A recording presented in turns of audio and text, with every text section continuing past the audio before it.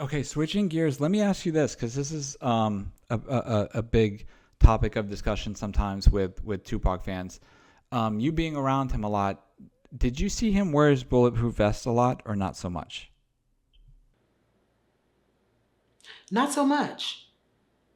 But he wasn't going to wear that around us. So the times that I was with Tupac, he was inside of the recording studio or he was at me and Eric B's crib. So he was in a safe space. He didn't feel the need to wear those around people that he knew had his well-being, you know. But I can recall every once in a blue moon him coming into the studio and having it on. But I assume that's because he might have been riding down the street or he might have been coming from a movie set. But he wouldn't keep it on the whole time he was in the studio. I mean, come on, if you're a Tupac fan, the man barely kept his shirt on, let alone a vest, a bulletproof vest. You know how heavy a bulletproof vest is? It's hot in that studio. Those lights are going. It's marijuana smoke everywhere. And he was a big Hennessy drinker. So if the man couldn't keep his shirt on, come on, y'all. A vest, a bulletproof vest all the time. So my point of view, not as much as no, no. Every now and then, yeah. And if he came in with it on, he took it off.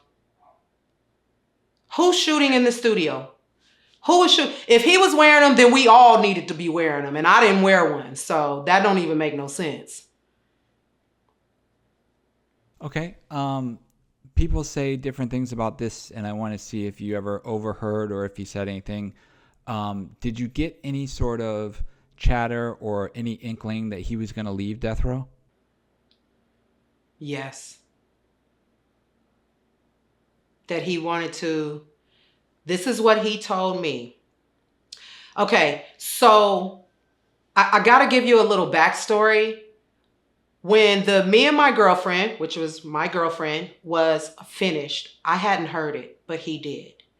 And one day he came bopping into the manager's office and he was like, "Did you hear our song?" And at the time, I'm like, "I don't know what you're talking about." Like, no, he didn't say our song. He like, "Did you hear the song?" And I'm like, "What song?" And he like, "The song. Did you hear the song?" And he's having a hard time expressing himself. And I recall my coworker saying, "This is a studio. We hear all the songs." And I'm a smart ass. I'm like, "Yeah. So what song are you talking about?" And he's like, "Me and My Girlfriend." And I'm like, "No." He's like, "My girlfriend." And I'm like, "No, I haven't." And he like, "You haven't heard the song that we did together? You haven't heard our song, really?" And I'm like, "No," because when they were doing the mixing and the mastering, they were doing it over a track.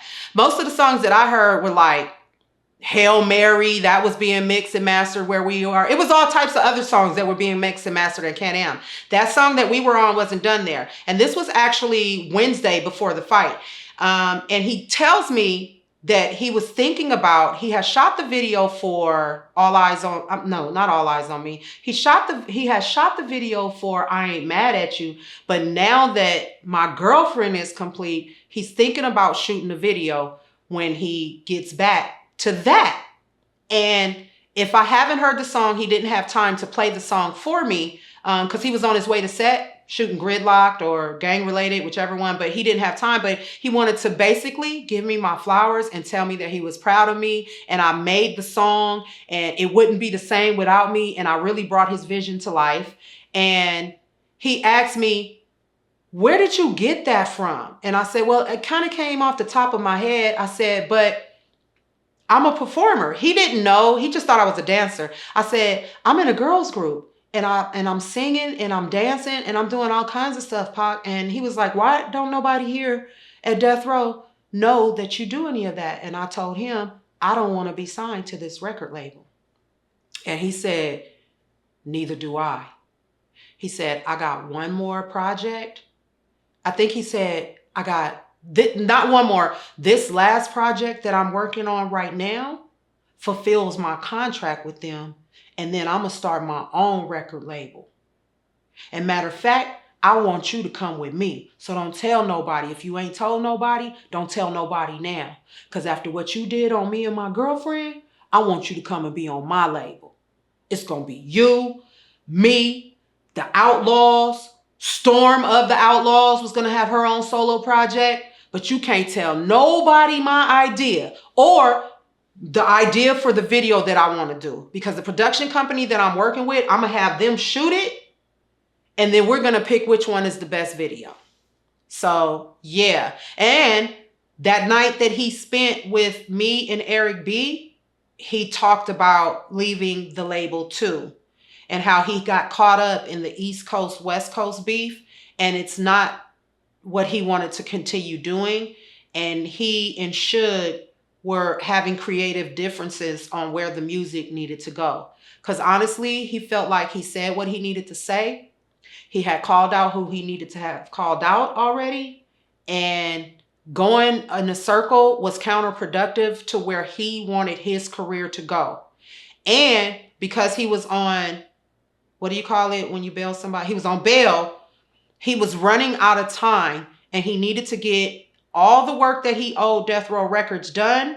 That way, if he does have to go back to jail or if he is found guilty, that any music that he's recorded can be released on his record label. Now, that was a private conversation that he was having with Eric B.